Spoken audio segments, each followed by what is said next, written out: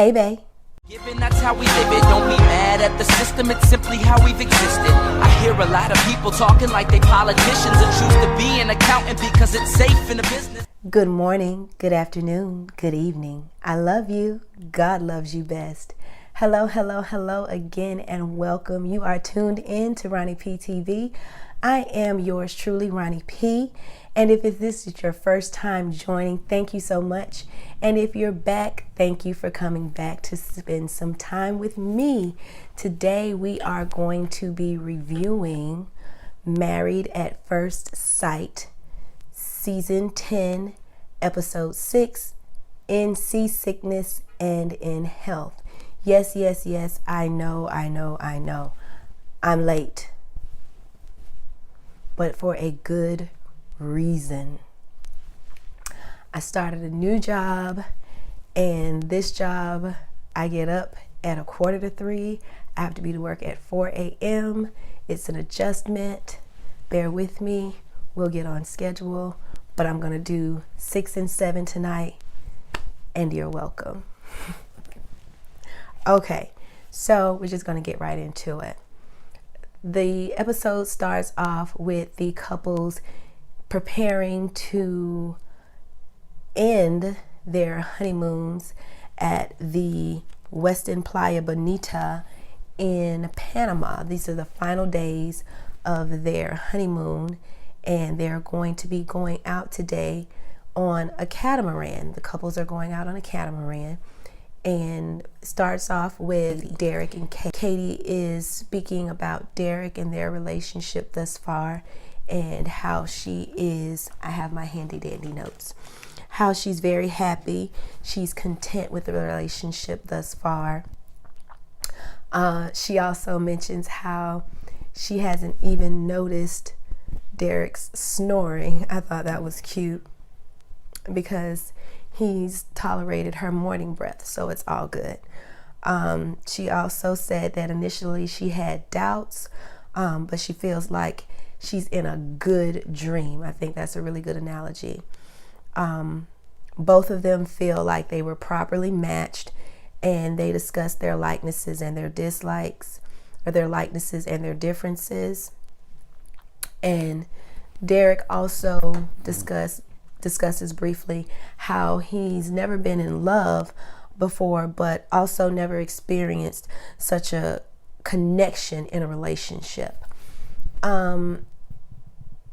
Okay, I'm okay with him saying that he's never been in love. That's fine.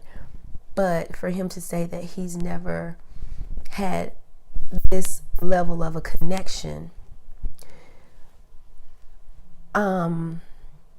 for me, that is interesting, because I'm sure that he's been in long-term relationships.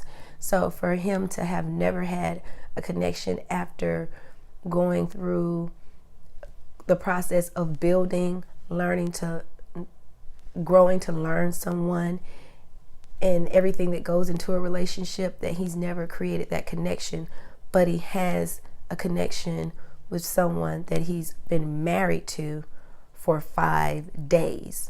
I find that very interesting. Then we're going to move on to Brandon and Taylor. Breathe. Okay. Brandon and Taylor, they rediscuss their issues. Brandon brings up his concerns. We'll call them concerns right now. I prefer to call them insecurities, but we'll use the word concerns. His concerns with Taylor and her presence on social media, because she has a substantial following. That bothers him, because for some reason he wants to categorize her as an IG model, when certainly she's not that, but she likes her social media. Now, for her to come off and say she doesn't know how she gained such a huge following, I don't believe. I think that she is a very smart person, and everything that she's done, even though it's for herself, it's not strategically planned. So I think she knows how she gained that following. I'm sure she's very particular about what she posts. She makes sure that the pictures are just right. And certainly she posts more pictures of her than she does of food. So she tried to downplay it, but I think she's a little bit more strategic than that when it comes to her social media following, especially Instagram. Brandon also discusses his issue with dealing with authority. He's really struggling right now with the cameras. I'm a very private person, so to a degree, I can understand where he's coming from. However, he signed up for this process, so he knew that there would be cameras filming. There was a camera filming when he did his interview. There was a camera filming when he went through the initial process. There was a camera filming when he met with all of the experts individually. He had to use a camera to submit a video of himself, I am sure. So he shouldn't be unfamiliar with the idea that cameras are going to be documenting your journey. So I'm not really going for that either. I think that he is, like Taylor said, he's a little bit of a diva. He's very temperamental. Maybe he suffers with mood swings. Again, I'm not a professional. I am not credentialed to make that assessment, but based on what he said that he has mood swings, that sometimes, he just wants to be off to himself. And as a person who has been diagnosed with, I would say, what they want to call a deficiency in some manner, yeah, I'm not buying that, because if I didn't tell you, you would know. And he's really demonstrating and displaying some levels of acute psychosis. Just saying. But I'm not credentialed to make those assessments. This is just my personal, humble opinion as a viewer. But he's having an issue with being flexible and dealing with being adaptable. The only thing I could say to that is he really just needs to get with it, because he signed up for this, or either he's in or he's out, because he is really getting on my nerves. And he's not fully embracing the process. And it's going to create a strain between he and Taylor over time. It's just going to get worse if he doesn't get his act together. Excuse me. Then we have Austin and Jessica. Again, like I said, right now as we speak, throughout this process thus far, they are relationship goals in this whole situation that they're in, because they're really connecting.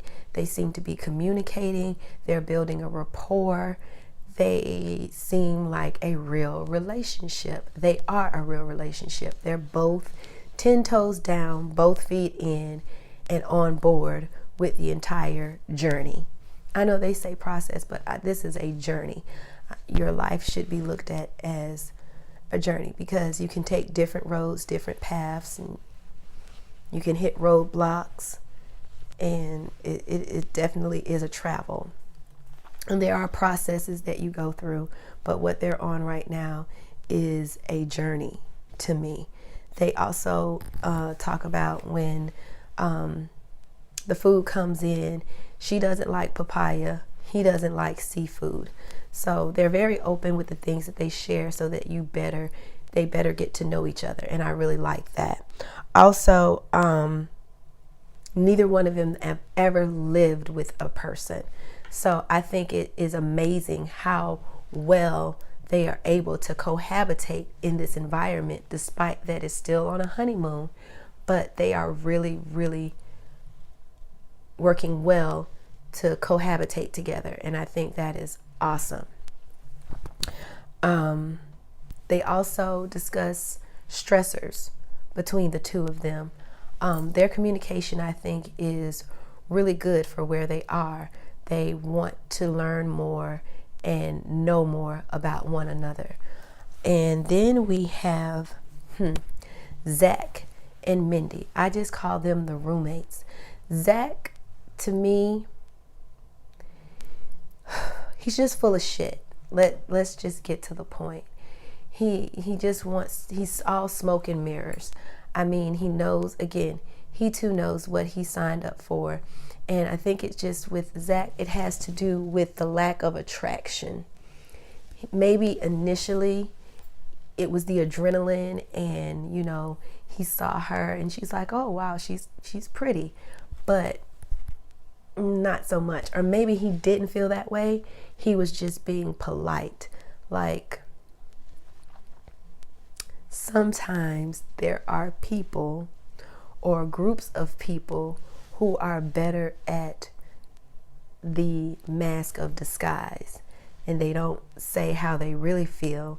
They tell you what they think you want to hear. And now it's getting more and more difficult for him to do that. So he talks in circles, and we don't want to go over that again. But even the guys, no one understands him when they ask a direct question.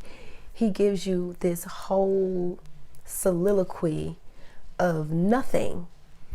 And like Derek said it best, he said, and I quote, Zach is confusing AF. And yes, he is, Derek. Absolutely.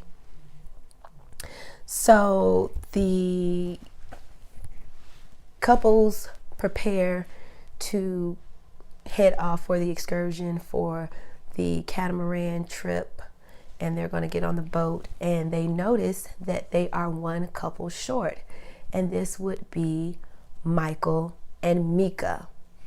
At the recommendation of Pastor Cal, it has been suggested that they stay back and spend some time with each other, under the circumstances being that they got off to a little rough start. And they actually, if you remember, they weren't even sleeping, or they're currently not sleeping in the same room. Mika has her suite and Michael has his.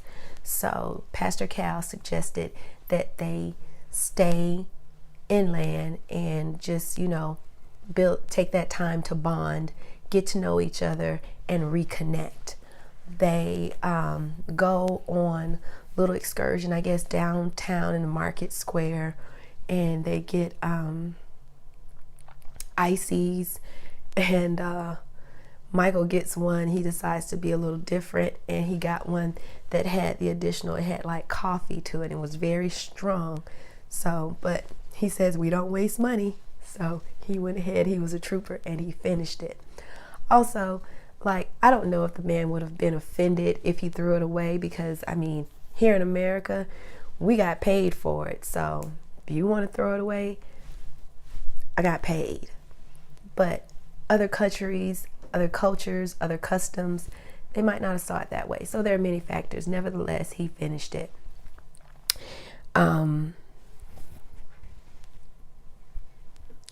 Mika also then reiterates that neither one of them, she's sure that neither one of them wanted their honeymoon to be in the predicament that is in, where their relationship thus far is already strained.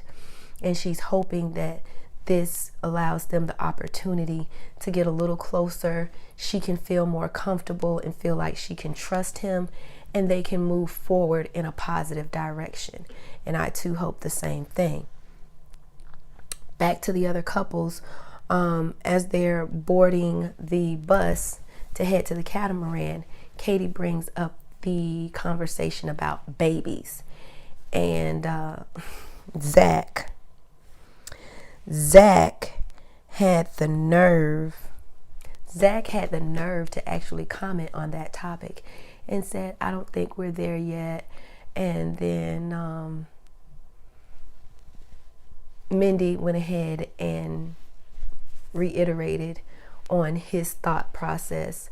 But I don't know if the other couples know, because they're able to kind of facade a little bit better. Excuse me, I'm getting sick. They're able to facade a little bit better that things are cordial. So, yeah, no babies for them right now. I don't even know if they hold hands. And then Taylor chimes in with her thoughts on children. She's like, they both agreed, her and Brandon, that they would want maybe 1 or 2 within the next 2 years, but none right now. And so Katie and Derek also shared the same sentiment as Brandon and Taylor with their timeline on family.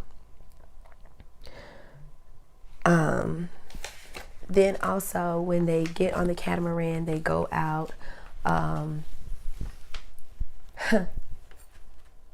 Brandon brings up again Taylor and her pictures, because she had Derek take a picture of her while they were on the boat. It was beautiful scenery. I would have taken a picture too. But of course we know that she's going to post that picture. Now my question is she ever going to incorporate her husband in her social media? Or does she want to just remain? Because there are a lot of people that like couples channels. When it comes to content creators, they are interested in couples pages on social media. So I don't see why it would be a big deal if she incorporated him in her social media. Maybe it might be too soon, but that's a good question to ask. And maybe that might make him feel more comfortable if she included him, as opposed to giving the impression that her life hasn't changed and she's still single. Everyone's on the boat. They're excited. And you see Zach and Mindy, they're off to the side and they're talking about something I don't recall. But Mindy gives Zach one of the famous fist pumps, and they share a little laughter together about that, and it's really cute. Then later on, we see all of the couples decide they're going to get in the water. So they jump off the boat into the water. And it looks really, really fun. I'm not the best swimmer, so I definitely would have had a floaty, probably a life jacket on, just to make sure that I float and I feel comfortable, because I would hate to experience any level of anxiety while I was on such a fun excursion. Mindy mentions to Zach, about the ocean hammock over the water, and that's when the fist pump happens. Back with Michael and Mika, they spend time in the city. They are working on building their friendship. Also, Michael mentions that he still has his 2006 CRV that he had in high school, and it has less than 20,000 miles. And I was like, wow, that is really good. He is in his 30s, so he's had the vehicle for, I don't know when he got it in high school. Maybe he got it as a senior. I don't know.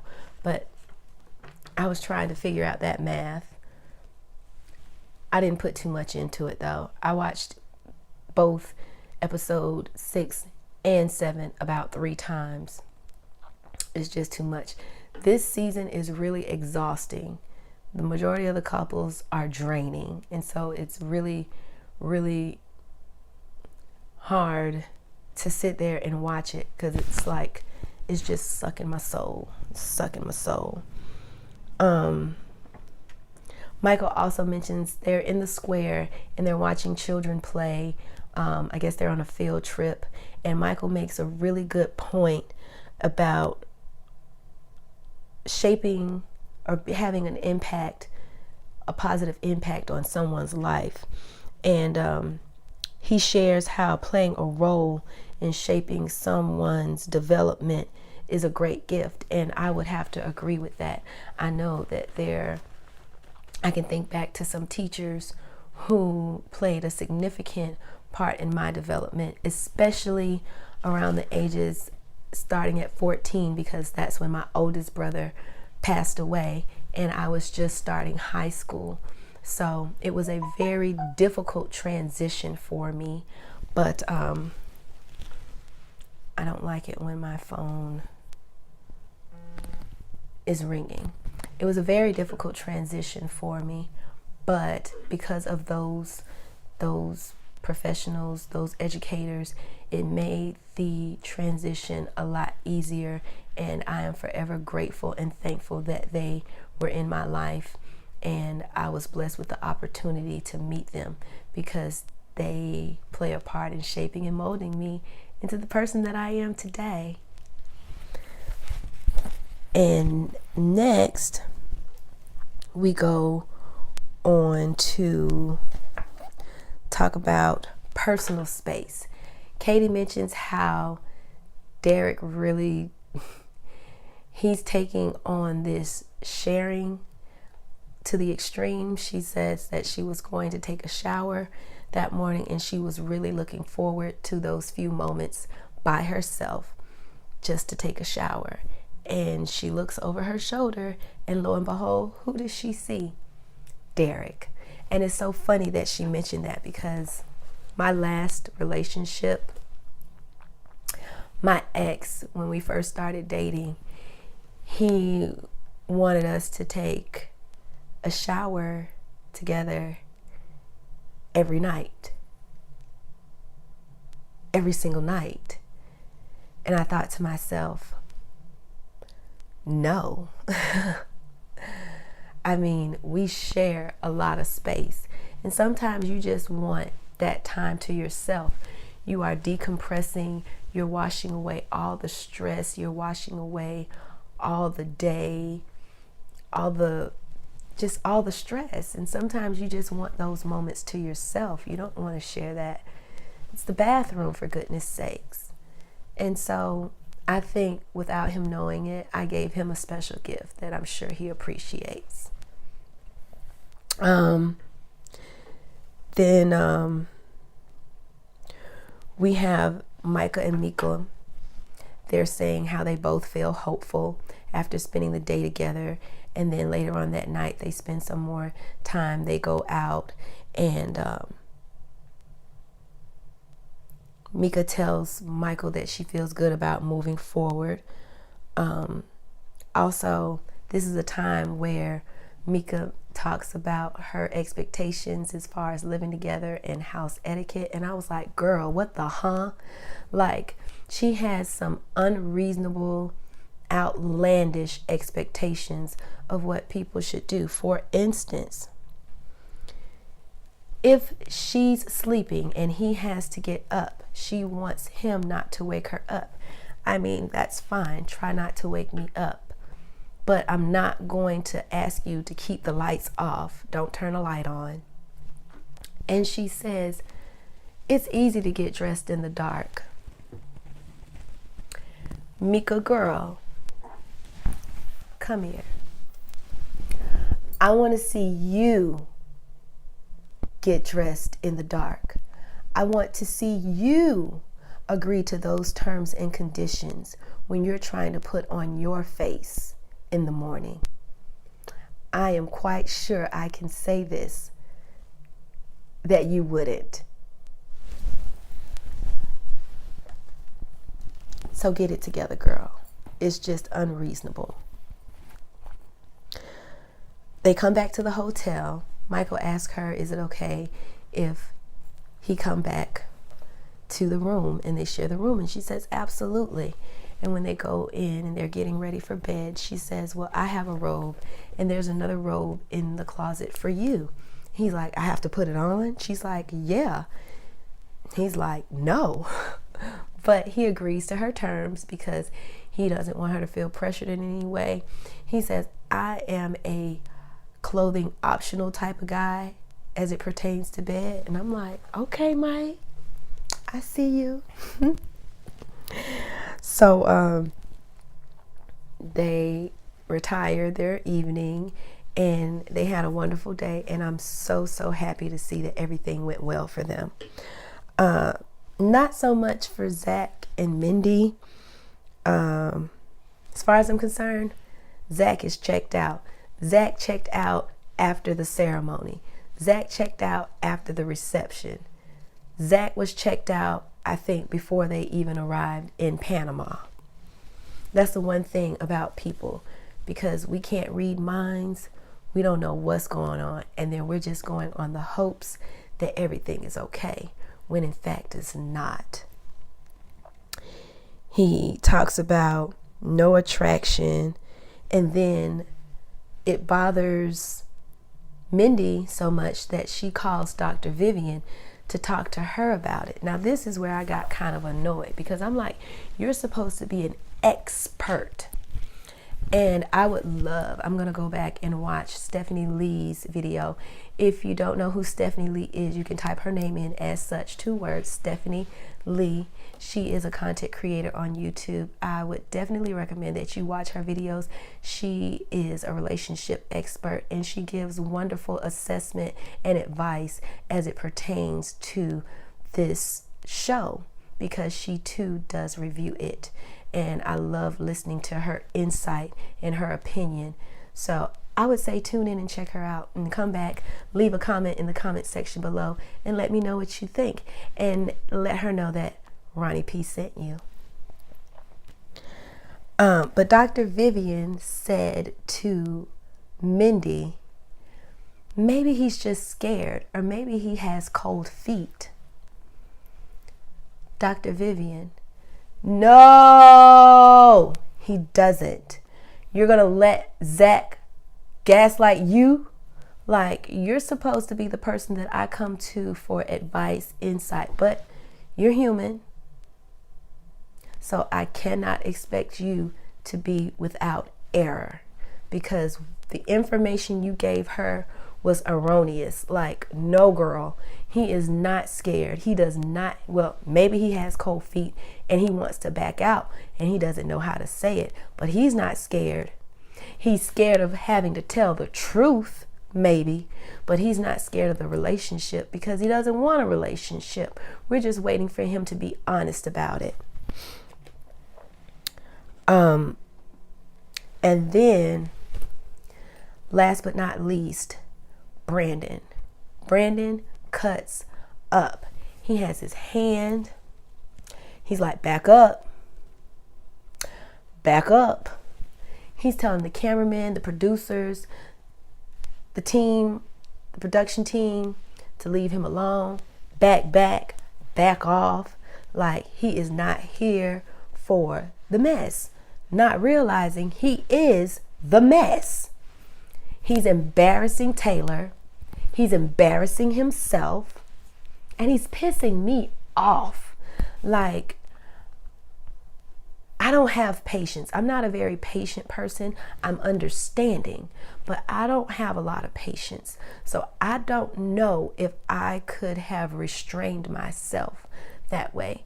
That's Taylor's personality, how she's handling it, and I commend her. I admire her. But baby, let me tell you, he would have got the business, okay? Like, when he got on that bus to leave, and he didn't even pack any of his stuff. He left his passport, he left his clothes, he just left everything. They're like, Taylor says, why don't you just go downstairs, go to the bar, get something to drink, get some water, calm down, and then come back. He's like, that's what I'm trying to do, but they won't let me. And then someone from the production team says, you knew that we would be documenting you. You knew what this was about. If you go down to the bar, we're going down to the bar with you. Brandon retorts, well, I guess we're not going nowhere then.